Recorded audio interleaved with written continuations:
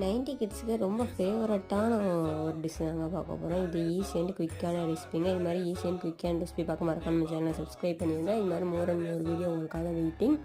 இது என்னென்னு பார்த்தீங்கன்னா பொரி உருண்டை தாங்க. இது ஈஸியாக பண்ணிடலாம், வாங்க பண்ணலாம். ஃபஸ்ட்டு வந்து நான் ஒரு பாக்கெட் பொரி எடுத்துக்கிறேன். அது நல்லா சும்மா ட்ரை ஃப்ரை பண்ணி எடுத்துக்கோங்க.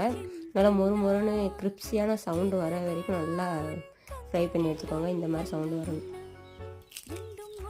இந்த மாதிரி சவுண்டு வந்து நீங்கள் வந்து நான் அதை இறக்கி ஒரு மாற்றிக்கோங்க. அதுக்கப்புறம் ஒரு பேன் எடுத்து பேனில் வந்து தேவையான அளவு இது வெல்லம் எடுத்துக்கோங்க. நான் வந்து ஒரு கப்பு அளவுக்கு ஒரு வெல்லம் எடுத்துக்கிட்டேன். அது கொஞ்சோன்னு ஒரு 1/4 கப்பு கூட இல்லாமல் கொஞ்சோண்டு தண்ணி ஊற்றி அதை நல்லா மெல்ட் பண்ணி எடுத்துக்கிட்டேங்க.